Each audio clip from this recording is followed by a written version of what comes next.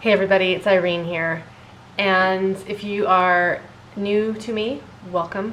If you are not, welcome also. This, I'm not too sure what this is going to be, but a few weeks ago, or maybe a week ago, I posted a vlog called Why I Cry at least once a month. I think it was the 5 reasons I cry at least once a month.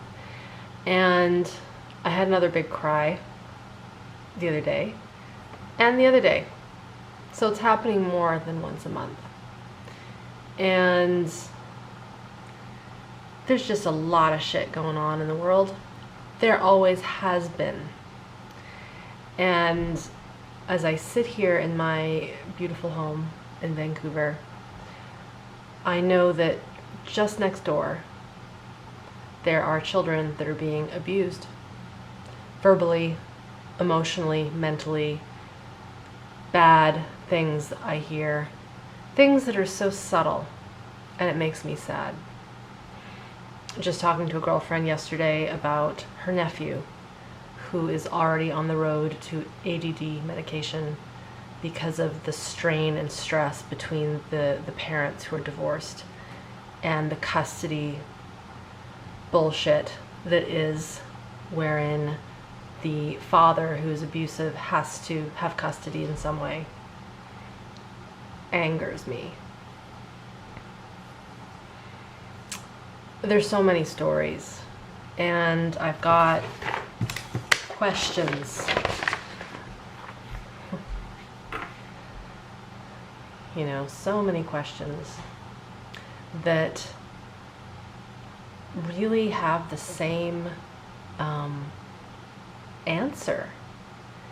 And again, if you're new to me, here's the thing: I'm all about nervous system health, nervous system healing, getting out of our survival instincts, because so I'm generalizing, but so many of us here on this planet, so many of us living this human experiment, we are living in survival.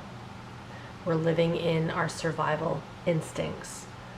And it's because we've never been taught any other way. And this is new, this information. We are at a very, very unique time right now where our human experiment is essentially failing.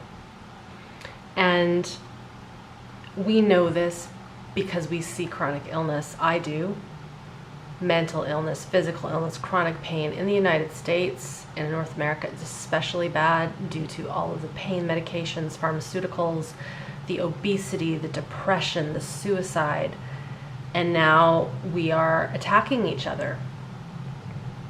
So our experiment is failing, and we have this situation where we can either go one way or we can go the other. And not everyone is going to want to go one way or the other. Everyone's going to want to go one of the ways, right? I always quote The Matrix. I always bring that in. People are either going to want to take the blue pill or the red pill. People are going to want to know what the Matrix really is, or they're not going to want to. They're going to want to remain ignorant. You take the blue pill, the story ends. You wake up in your bed and believe whatever you want to believe. You take the red pill, you stay in Wonderland, and I show you how deep the rabbit hole goes.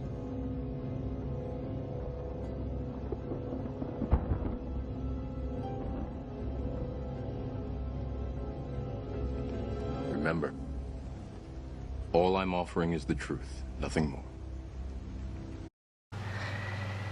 And the thing that's really tough is that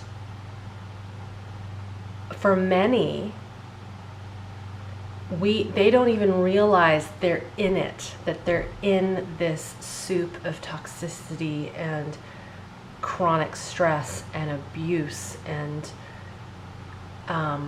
treating their children in a way that is actually very harmful when it is actually maybe socially acceptable.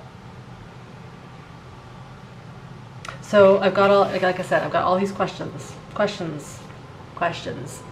and I'm going to keep answering them, but I wanted to take a pause for one video because there are a lot of tears that want to come out of these eyes, and I will continue to cry. I will. And I am going to continue to have empathy for those that don't know how to go a different path. You have to understand, most of these people are not ready to be unplugged.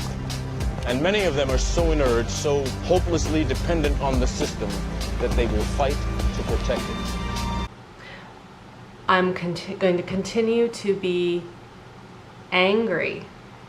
And this is one thing that I've vlogged about a little while ago. I'll link it below. It's called Why Anger is Essential. You know, just yesterday there was another group of individuals that were killed due to suicide bombers in Kabul and in the Middle East and Afghanistan. And we're becoming used to this. And I was watching someone's feed and they were doing a meditation on love. Nothing wrong with love. Nothing. We need a lot of love. But the trouble is that these people that are committing these crimes, they didn't have the kind of love that teaches empathy and consciousness. Therefore, we need to match that level of survival with education. We need to understand that they weren't born that way. And yes, there's transgenerational trauma. It exists. But, you know, no one is born a killer. Nobody is born an asshole wanting to hurt other people. It gets bred into us due to our need to adapt and be malleable to the situations around us. And in every country, there are different variations of that. Some countries are better than others. Great book called Born for Love talks about Iceland. There are no, at least when this book was written, there are no prisons in Iceland. And the difference there is that they take care of their mothers. They give maternity and paternity leave paid. They have medical care. They have security. They have social connections. Here in North America, especially south of my border in the United States, people are in fear. And it isn't just fear of being bombed or shot. It is this internal systemic fear because for decades, I'll say decades, there hasn't been a care for the country. And I'm not a political person. I'm not a person that gets into, you know, I'm ignorant to how the politics actually work in the United States, how the medical system actually works. But my husband is American, my best friends are American. I spend most of my time in America doing my training, so I feel that I have enough of a feel to what's going on down there. So I'm gonna keep crying, but I'm also gonna keep being angry because I'm gonna round this back. I've been seeing a lot of beautiful meditations, Facebook live streams where people are bringing in love and light. And yet it's really interesting to see some of these individuals who don't want to feel the anger. You can see the suppression. They're apologizing for crying. And we have to stop apologizing for our feelings. B, we have to realize that we are primal animals and organisms that have rage in us. We have anger in us. We have aggression. And we also have the capacity for joy and love and empathy and companionship and connection. It's the whole spectrum. But we focus on the bright side. We focus on the positive talk, the positive self-talk. And yeah, I get it. Days that I wake up and I don't want to get out of bed, I got to give myself a little pep talk. That's not what I'm talking about. There's this bypass that's occurring. Some call it spiritual bypass, where we're not we're not feeling the real sludge and toxicity that's going on. I made an analogy just today on a piece of writing. You know, if there's a stink or a stench of mildew or mold, we can spray freshener, air freshener all over the house. It can be organic air freshener, right? None of this Febreze stuff. But it's not going to get rid of the mold and mildew. That is going to it's going to stay there. And if we don't clean it up, it's going to become toxic to us.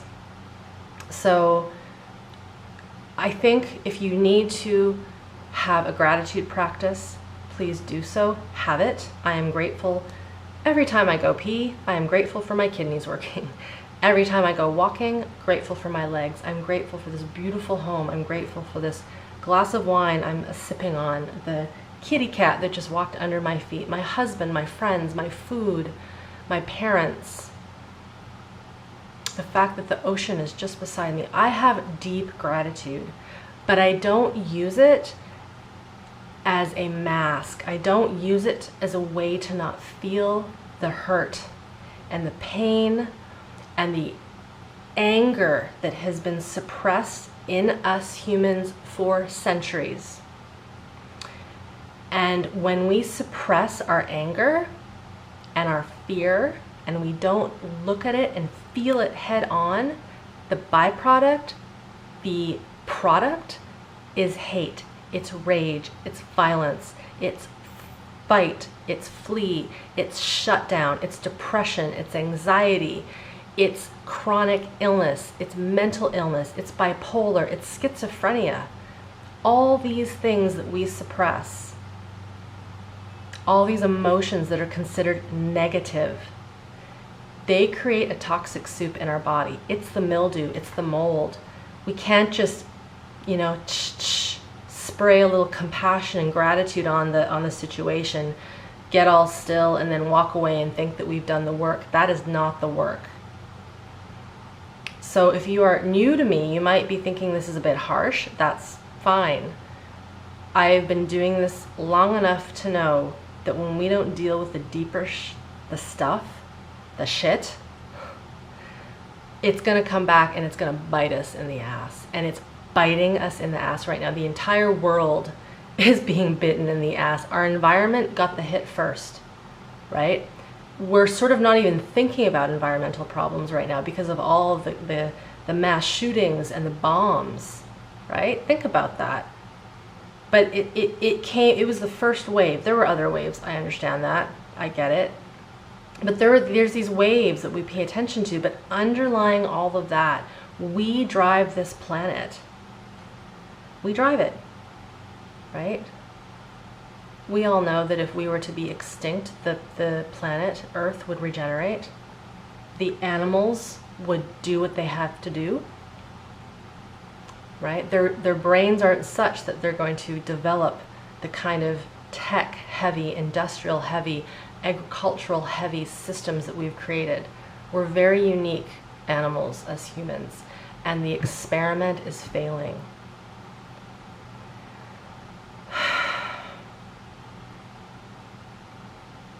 So things are going to get a lot more real on this vlog. And I also want to give still advice and tips and answer questions. But I'm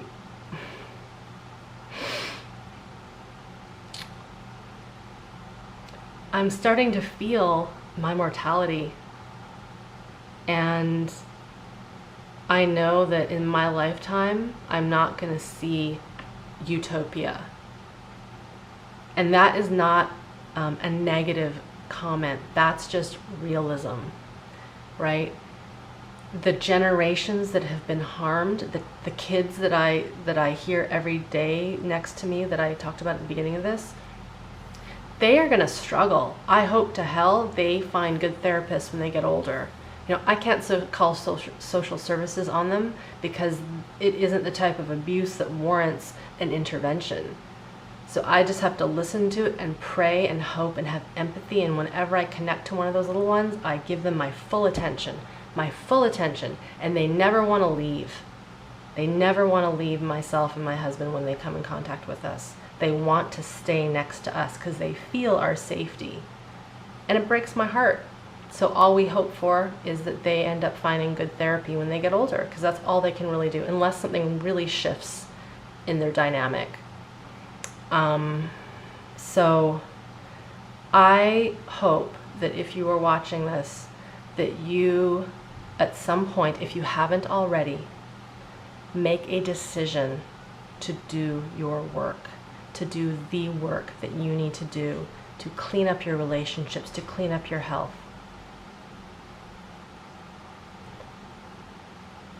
That's my asking. So I'm going to leave it at that. Thank you for being here. Leave me a comment.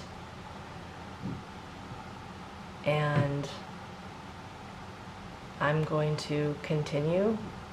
I will continue to cry. I will continue to be angry. I will continue to be joyful and enjoy my privileged life and my luxuries that is the first world. And I'm going to continue to think, and I'm going to continue to practice and do the work. I hope you do your work too. Until next time, take very, very good care. Bye for now.